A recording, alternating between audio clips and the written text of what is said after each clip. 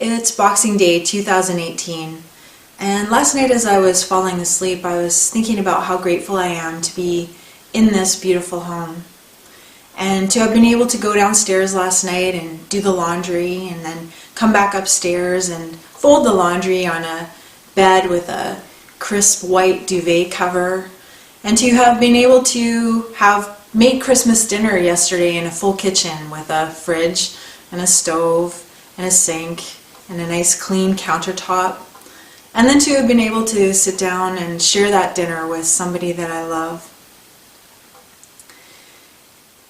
And then I started to cry, because since the flood in May of this year, that hasn't been my reality. My house is unfinished, because I'm rebuilding a different house on my property. I'm building a tiny house on wheels so that when the flood comes next time, I can wheel it away. So a lot of the time, I'm living in my flooded home. And I don't have the money to rebuild the flooded home and build a tiny house on wheels. So the flooded home has walls that are open, all the insulation is exposed. My bathroom floor is a piece of plywood. My kitchen countertop is a piece of plywood. The baseboard heaters still have flood mud on them. So it's really nice to be living in this nice, clean house with laminate floors and finished walls, and not have insulation and cobwebs everywhere and flood mud on everything that I own. And a lot of the people who were hit by the flood this spring, and there were hundreds of families in Grand Forks who were affected by it, a lot of them are a lot worse off than I am. And when I started thinking about them last night, that made me cry even harder. There are people who have been put in motels. There are people who are living in RVs, in travel trailers for the winter.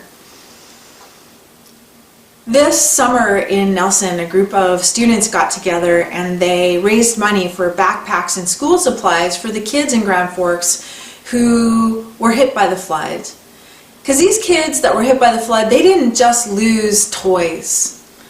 They lost their clothing, they lost their backpacks, they lost their school supplies, they lost a place to live. And this summer I went to film them when they were receiving those school supplies from those generous kids in Nelson. And the Grand Forks kids didn't want to be on camera. They just want their lives to be normal again.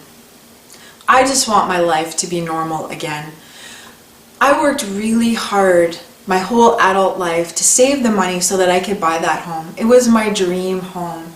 It's 500 square feet, just on the outskirts of Grand Forks.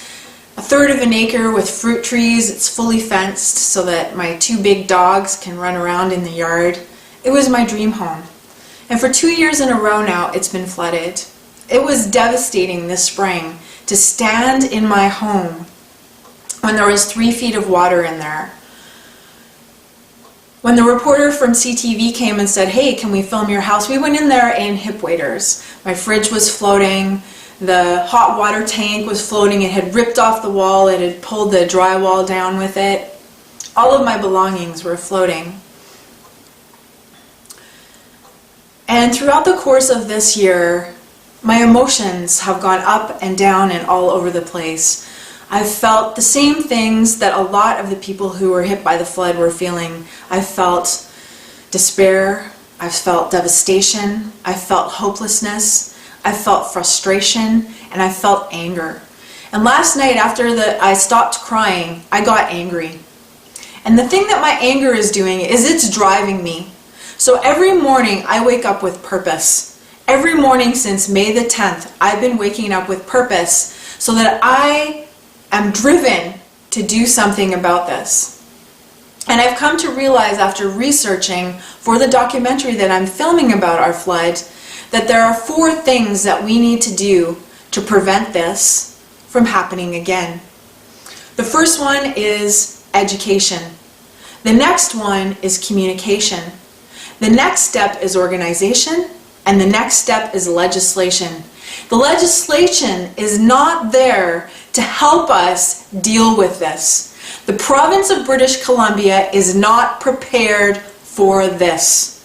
And so we need to rally together. We need to team up together and pressure the government. We need to tell the government what it is we want them to do. All the way from Cranbrook to Creston to Nelson to Grand Forks, Midway, Greenwood, the Lower Mainland, Chilliwack, Surrey, Vancouver, North Van, Nanaimo, Victoria, Prince George, the Cariboo. These are the places that are going to be affected because the government is not prepared to deal with these disasters, and the government is not taking steps to prevent these disasters. So that is why I wake up every day with purpose. I decided to film a documentary, and that is a big part of those 4 steps. Education, so that people know what's going on, and communication.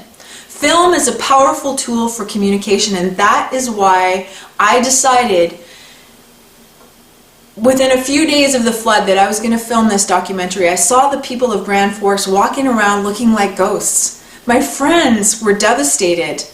I wake up with purpose because I fall asleep with fear. The other day, some good friends of mine whose home was flooded, they've been living in another place because their property isn't rebuilt yet because so much time is being taken for the government to figure out what to do with us. Their carport, their portable carport, got stolen. What kind of asshole steals a carport from somebody who lost everything else in the flood? The carport didn't get carried away by the floodwaters. It got carried away by assholes. These people have been through enough. We've all been through enough. And these are people who are just like you. These are hardworking people. The children that were affected are the children of people who work at Save On Foods. They're the children of the laborers. They're the children of the tradespeople. The people who are living in RVs and travel trailers for the winter are retired people. These are elderly people. Some of them are disabled and they're living in travel trailers. So this is my call to action.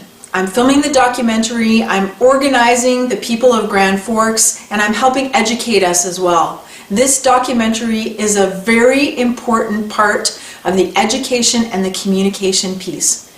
And if we all join together, if we work as a team, we can prevent this from happening in the future. We can be prepared for the next time it happens. The government has to change policies and legislation to prevent this and to prepare for it as well. Because the prevention isn't going to happen quickly enough to stop it from happening again next year or the year after or the year after that. So we need to be prepared as well. And the government just does not have that policy and that legislation in place. So this is your call to action. Because you could be me. You could be the retired guy who bought his retirement home and has ended up living in a travel trailer this winter. We are all in limbo. We don't know what's going to happen next. So your call to action is to, 1, support this GoFundMe. Support this documentary. The documentary takes teamwork. It takes filming, it takes editing, it takes research, it takes legal help, and most of all, it's going to take marketing. It's going to take a marketing team to get the word out there. And if you're listening to this right now, you can help by clicking on the GoFundMe and donating. Sharing this with your friends and sharing this with your family. Because we're all friends and we're all family in this province. I hear from people in Chilliwack.